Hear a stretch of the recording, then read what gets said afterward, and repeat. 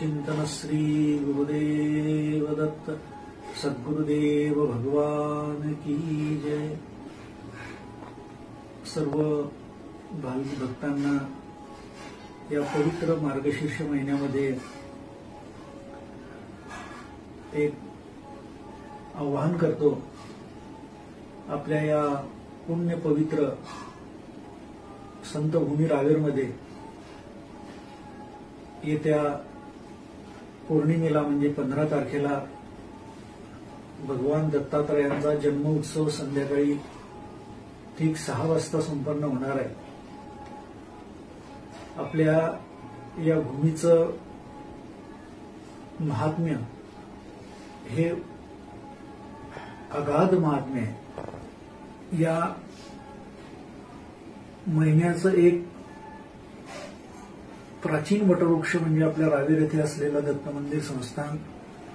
येथे भव्य असा दत्त जयंती उत्सव होईल आणि प्रतिपदेला म्हणजे 16 तारखेला भगवान दत्तात्रयांच्या प्रासादिक पादुकांचा आणि स्वयंभू श्रीकृष्ण जे स्वतः सद्गुरू सच्चिदानंद स्वामी महाराजांकडे आले त्यांचा भव्य असा रथोत्सव नगर परिक्रमा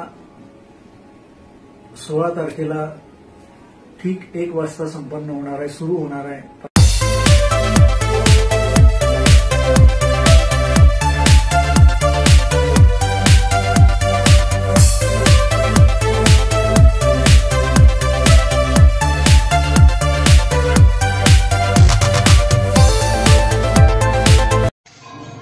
नमस्कार।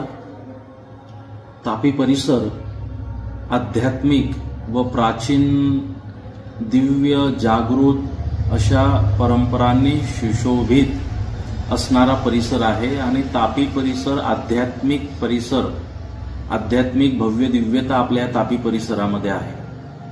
आपल्या सर्व हरिभक्तांना कळवताना मला खूप आनंद आहे की शांती ब्रह्म सद्गुरू श्री एकनाथ महाराजांच्या परंपरेतील श्री समर्थ सद्गुरू सच्चिदानंद स्वामी महाराजांनी प्रारंभ केलेली दत्त जयंतीचा उत्सव आणि रथोत्सव पालखी उत्सवास 186 वर्ष पूर्ण होत आहे। या पादुका दत्तांच्या प्रासादिक पादुका आहेत आणि भारतात एकमेव हा रथोत्सव या पद्धतीचा आहे। दत्त मंदिर रावेर या ठिकाणी दरवर्षी हा उत्सव साजरा केला जातो। 186 वर्ष या पालखी परंपरेला, रथोत्सवाला, दत्त जयंतीला पूर्ण होत आहेत। यावर्षी सुद्धा 16 तारखेला रथोत्सवाची भव्य दिव्य अशी मिरवणूक आहे। 11 तारखेपासून 17 तारखेपर्यंत हा उत्सव सुरू आहे। 16 तारखेला भव्य दिव्य मिरवणुकीत आपण सर्वांनी सहभागी व्हायचं आहे। प्रत्येक वर्षी या कार्यक्रमाला आपण सर्वांनी उपस्थिती द्यायची आहे। आपण उपस्थित राहू शकलो हे आपलं सद्भाग्य ठरणार आहे। म्हणून या ऐतिहासिक उत्सवाचे आपण सुद्धा सर्वांनी साक्षीदार बना अशी माझी विनंती आहे। तन मन धनाने समर्पित होऊन भगवंताची ही सेवा आपण सर्वांनी मिळून करायची आहे।